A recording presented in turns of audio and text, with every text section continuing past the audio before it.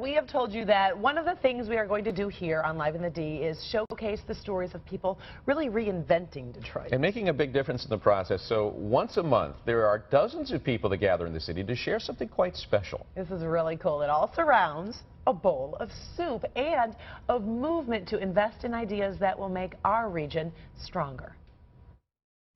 It's a Sunday night and people are coming together from across Metro Detroit to share a bowl of soup and something more.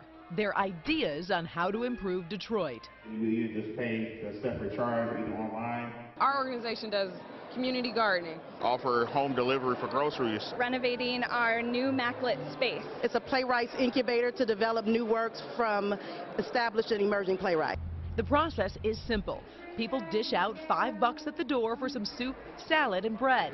They gather on the floor and listen to 3 to 4 pitches from different community initiatives that need some extra money to make a difference. Sometimes it's the difference as to whether or not these projects get off the ground. And when I went to MACC Lit and I started reading, I got an A. Some presenters like to add a little flair. Who want to buy a puppy dog? You? Huh? What about you? Why y'all looking at me like that? The crowd can ask questions. How many students are you currently helping? And following the presentations, everyone enjoys a buffet of soups while they discuss and vote on which initiative they think deserves the collected cash. That's a skill that you need to learn, that like your vote matters. It was like 44 to 39 to 36. Like, your vote mattered tonight. Your thought mattered.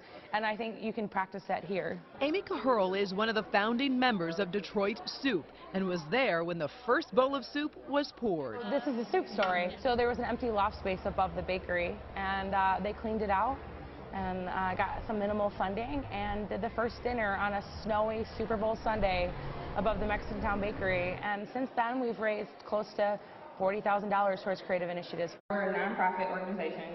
This is the kind of organic, creative movement that you want to be a part of. Very real urban Detroit folk. This is how the beginning of wonderful things start. And those people continue to do great things. Veronica Scott, a past soup winner, has turned her soup donations into a business, which makes coats that double as sleeping bags for Detroit's homeless. We are used to designing in a vacuum and designing in a bubble, but that's not what the world outside is like anymore, especially not in Detroit. It's rougher and it needs different things. Perhaps what it needs is a bowl of soup. At the end of the day, people feel empowered that their idea meant something and was worth something. And in the end, it's Detroit that wins. And on this night, it is Kristen Selly who wins for her idea called MACC Lit, a program to teach underprivileged children to read. The money will be going to renovating the space she uses to help the children learn. I think the really cool thing about Detroit Soup and just this night here is that it really unites us as a city, and all of you from different walks of life are here together for a purpose greater than yourselves.